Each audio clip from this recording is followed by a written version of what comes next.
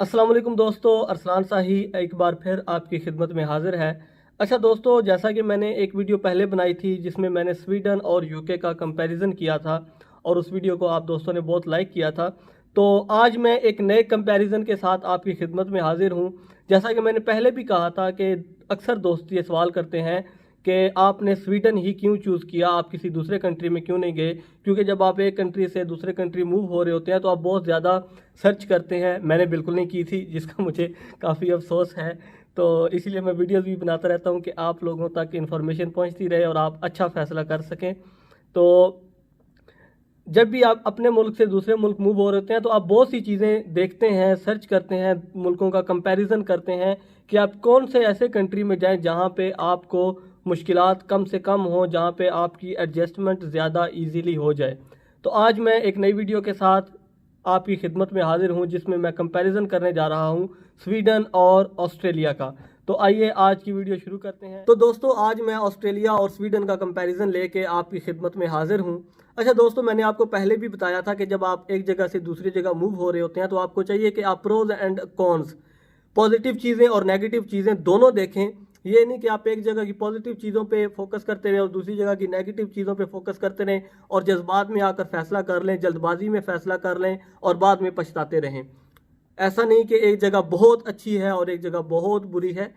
हर जगह की अपनी पॉजिटिव चीज़ें होती हैं, अपनी नेगेटिव चीज़ें होती हैं। आपको सिर्फ ये असेस करना होता है कि किस जगह पे नेगेटिविटी कम है, कहाँ पे सर्वाइवल के चांसेस ज़्यादा हैं, कहाँ पे मुश्किलात कम है, मैं वहाँ पे जाऊँ। तो दोस्तों, ऑस्ट्रेलिया और स्वीडन का कंपैरिजन जब हम शुरू करते हैं तो सबसे पहले शुरू करते हैं लैंग्वेज से। स्वीडन में स्वीडिश लैंग्वेज एक बहुत बड़ा बैरियर है उन लोगों के लिए जिनको स्वीडिश नहीं आती। आपकी जॉब अपॉर्चुनिटीज़ बहुत कम हो जाती हैं। आपका वर्क परमिट जो है, अगर आप प्रोफेशनल जॉब करना चाहते हैं, सिर्फ आईटी की जॉब्स जो हैं वो बगैर स्वीडिश के आपको मिल सकती हैं।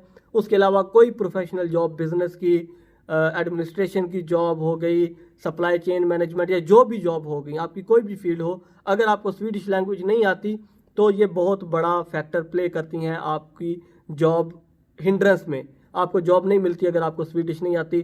ऑस्ट्रेलिया में इंग्लिश लैंग्वेज है। पूरे साउथ एशिया की इंग्लिश जो है वो बहुत अच्छी है क्योंकि हम ब्रिटिश के ग़ुलाम रह चुके हैं, हमें इंग्लिश अच्छी आती है। तो ऑस्ट्रेलिया में, यूके में हमें लैंग्वेज बैरियर नहीं होता। हमें कंस्ट्रक्शन की जॉब, सिक्योरिटी की जॉब्स, रेस्टोरेंट्स में जॉब्स, केएफसी, मैकडोनल्ड्स वगैरह पे या बड़े स्टोर्स में जॉब जो है वो इजीली मिल जाती है। स्वीडन में अगर आपको लैंग्वेज नहीं आती तो यहाँ पे जॉब आपको नहीं मिलती। उसके बाद बात करते हैं वेजेस की, पर आवर रेट क्या है। तो ऑस्ट्रेलिया में जो इस वक्त मिनिमम वेज रेट हुआ है वो $21 हो चुका है। $21 मिनिमम वेज रेट है ऑस्ट्रेलिया में।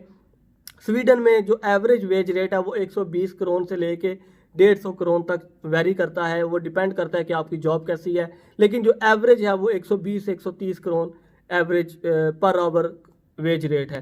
तो आप ये भी देख लें कि ऑस्ट्रेलिया में $21 और स्वीडन में 120-130 करोड़, जो कि तकरीबन मेरे ख्याल में $10 बनते हैं या $15 कर लें, तो ऑस्ट्रेलिया से काफ़ी कम है।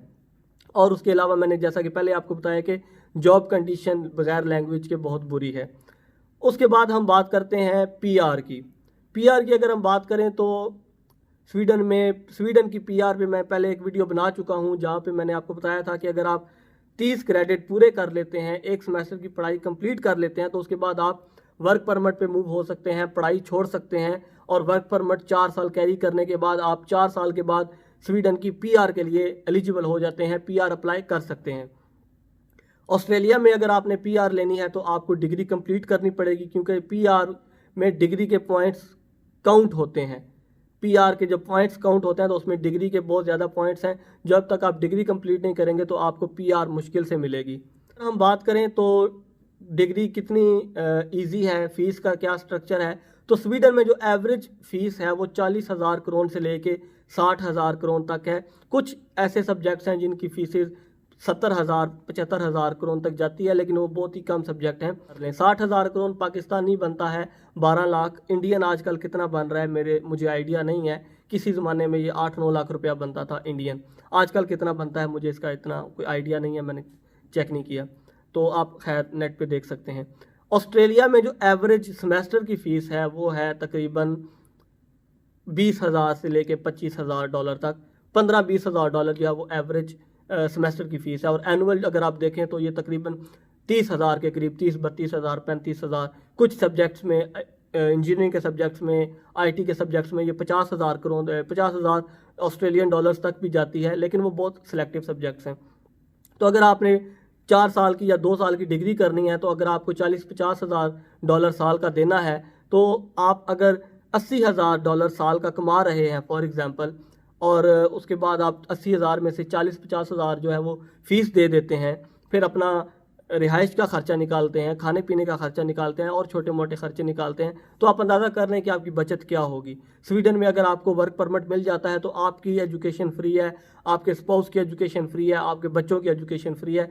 स्वीडन में ये एक अच्छा एज है, एक अच्छा पॉइंट है। उसके बाद एक चीज़ जो स्वीडन की बहुत अच्छी है वो ये है कि स्वीडन शेंजन का मुल्क है, यूरो यूनियन का मुल्क है। आप एक मुल्क के वीज़े पे 26 मुल्क घूम सकते हैं, बगैर वीज़ा के घूम सकते हैं, घूम के वापस भी आ सकते हैं। और इस फ्री ट्रैवल का कुछ लोग नाजायज़ फ़ायदा भी उठाते हैं, जो कि मैं वीडियो में मेंशन नहीं कर सकता, लेकिन इसका ये एक एज है कि आपको अगर स्वीडन का पासपोर्ट मिल जाता है तो आप स्वीडन के अलावा यूरो यूनियन के किसी दूसरे मुल्क में जाके रह सकते हैं। पीआर भी मिल जाती है तो आप यूरो यूनियन के किसी दूसरे मुल्क में, जर्मनी में, फ्रांस में, बेल्जियम में जाके रह सकते हैं, वहाँ पे अपनी ज़िंदगी नए सिरे से शुरू कर सकते हैं पासपोर्ट लेने के बाद। ऑस्ट्रेलिया में ऐसा नहीं है। ऑस्ट्रेलिया में आपको ऑस्ट्रेलिया में ही अपना मरना जीना जो है वो रखना पड़ता है। अगर हम देखें कि कमा के फ़ीस दी जा सकती है तो स्वीडन में भी ऐसा मुश्किल है, ऑस्ट्रेलिया में भी ऐसा करना बहुत मुश्किल है, क्योंकि अगर आप कंप्लीट फोकस जो है वो पढ़ाई पे रखेंगे तो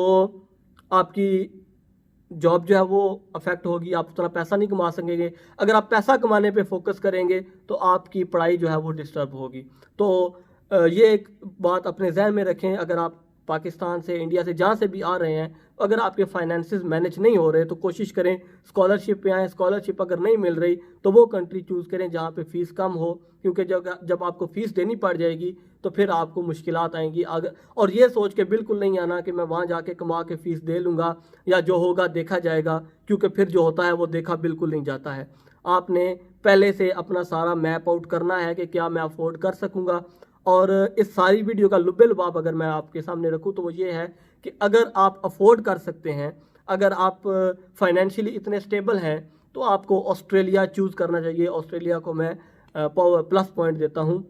अगर आप अफोर्ड नहीं कर सकते, आपके एक्सपेंसेस कम हैं, आपके पास पैसा थोड़ा लिमिटेड है, तो आपको स्वीडन चूज़ करना चाहिए।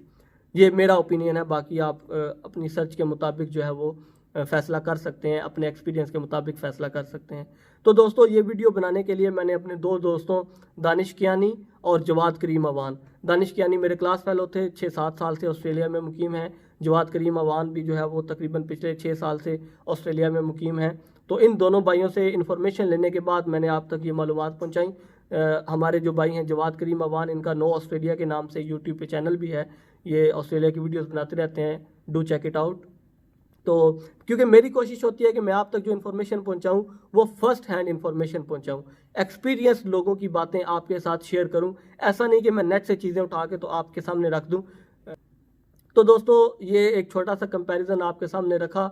अगर आपके कुछ सवालात हों, क्योंकि कूज़े में समुंदर बंद करने के काबिल मैं नहीं हूँ, अगर आपके कुछ सवालात हों तो आप कमेंट सेक्शन में लिख सकते हैं। और अगर मुझे लगा कि बहुत सी चीज़ें जो हैं वो मैं मिस कर चुका हूँ तो मैं वीडियो में एक नई वीडियो बना के उसमें वो चीज़ें दोबारा डिटेल से आपके साथ शेयर करूँगा। अरसलान शाही को इजाज़त दीजिए, चैनल को सब्सक्राइब लाजमी कर दीजिएगा ताकि आपके साथ दोबारा मुलाकात हो सके। अभी तक के लिए अरसलान शाही को इजाज़त दीजिए। अल्लाह हाफिज़, फ़ी अमानिल्लाह, दुआओं में याद रखिएगा।